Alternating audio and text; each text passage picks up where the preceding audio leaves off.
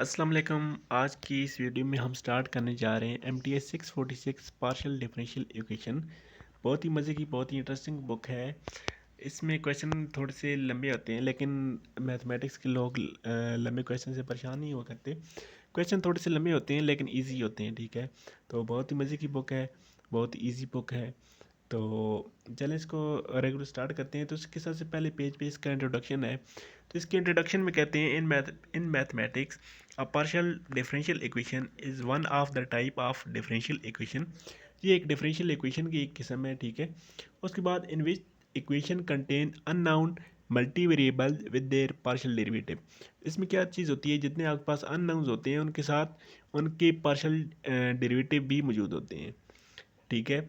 तो इस किस्म के इक्वेशन को हम क्या कहते हैं, ये हम कहते हैं पार्शियल डिफरेंशियल इक्वेशन, कि उनके पार्शियल डेरिवेटिव भी मौजूद होते हैं।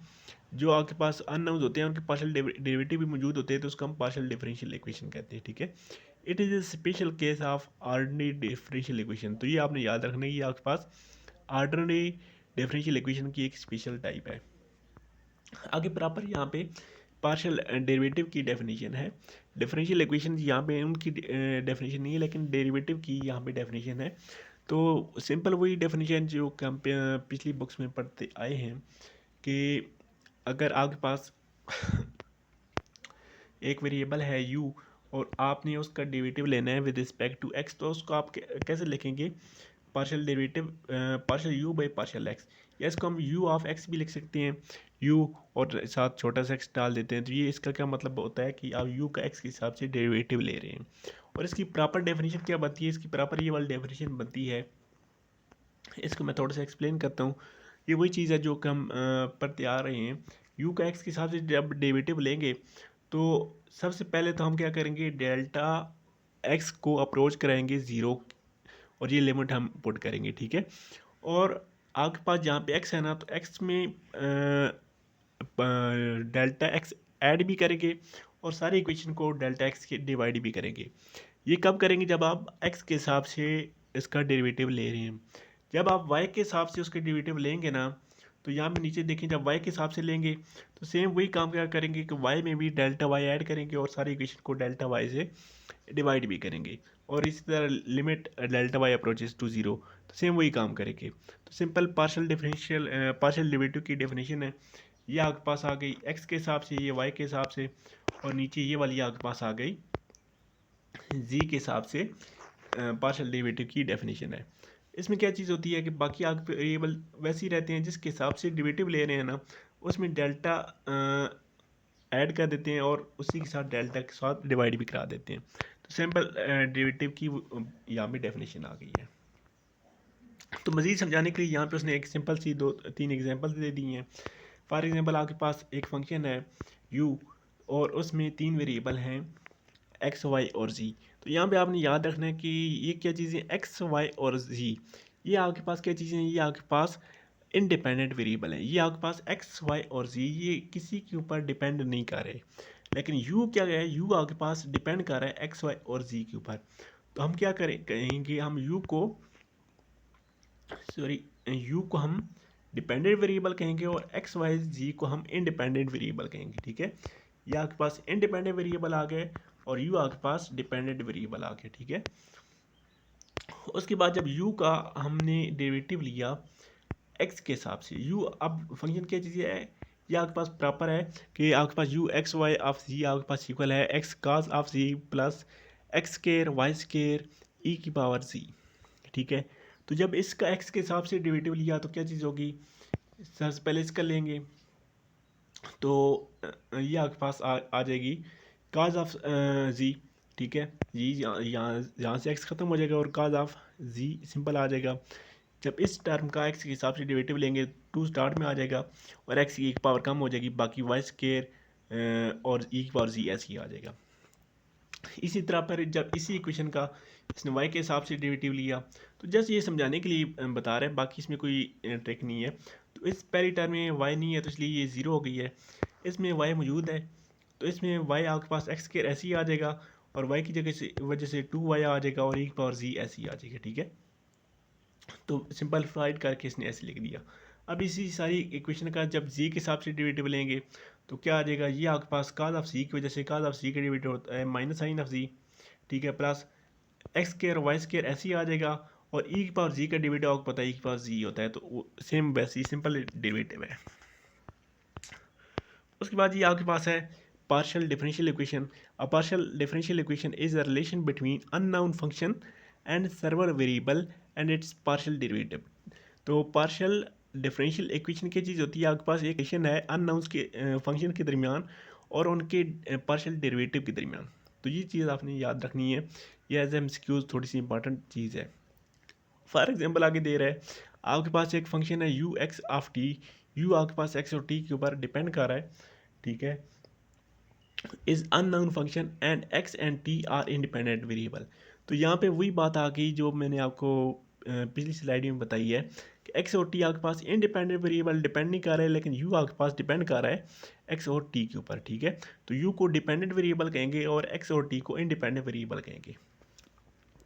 तो इसी के हवाले से यहाँ पे तीन इसने एग्जाम्पल दिए हैं कि आपके पास ये आपके पास आ गई हीट इक्वेशन, ठीक है, और ये आपके पास वेव इक्वेशन और लेप्लास इक्वेशन। तो तीन इक्वेशन को आपने, सिंपल सी इक्वेशन है, एक दो दफ़ा आप ख़ुद से राइट करें तो आपको याद हो जाएंगी।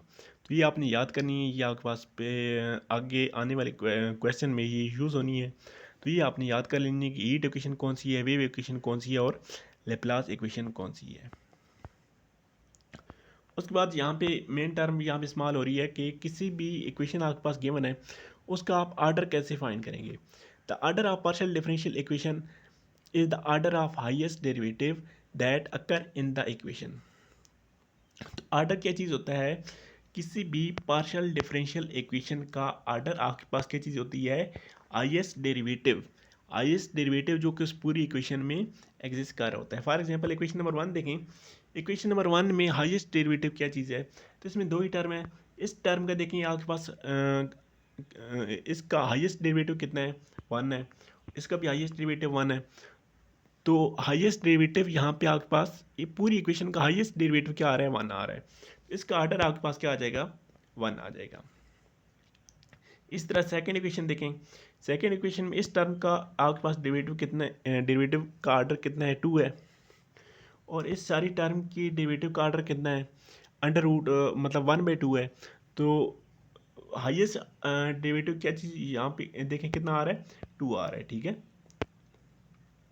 उसके बाद नेक्स्ट इक्वेशन देखें, नेक्स्ट इक्वेशन में इस टर्म का डेरिवेटिव कितना है, 4 है, ठीक है, और इस टर्म का डेरिवेटिव कितना है, 2 है।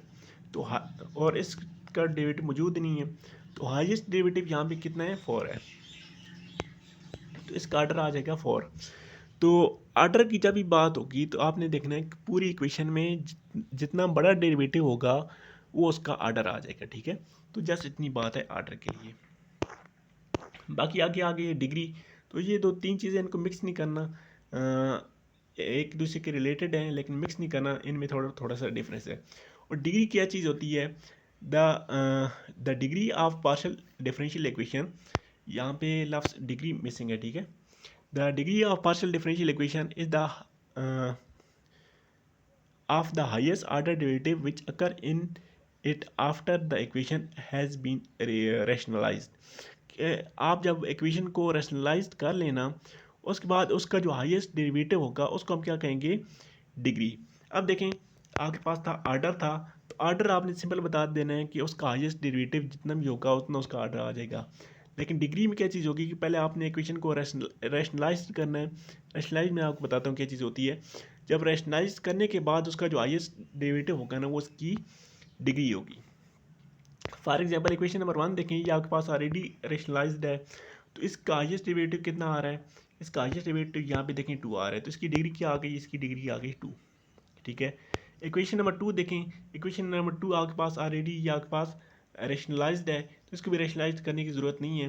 तो इसकी जो हाईएस्ट डेरिवेटिव है ना, हाईएस्ट डेरिवेटिव यहाँ पे देखें 2 है, तो इसकी पावर कितनी आ रही है, 3 आ रही है, ठीक है। तो इसकी डिग्री आपके पास क्या आ गई है, 3 आ गई है।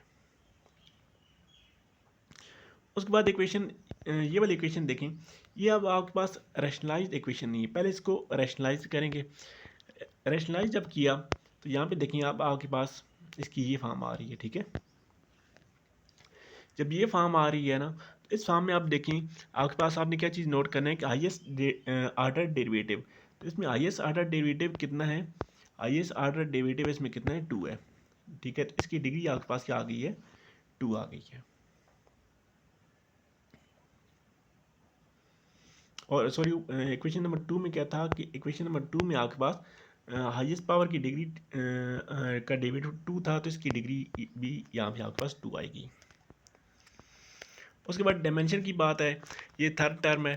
तो डायमेंशन क्या चीज़ होती है, the dimension of partial differential equation is the number of independent variable taken in a space direction in the partial differential equation. तो आपने इंडिपेंडेंट वेरिएबल देखने हैं, जितनी भी आपके पास इंडिपेंडेंट वेरिएबल होंगे ना, वो आपके पास उसकी डायमेंशन आ जाएगी। इंडिपेंडेंट वेरिएबल आपके लिए याद रखना है, आपके पास एक्स होंगे और जी होगा।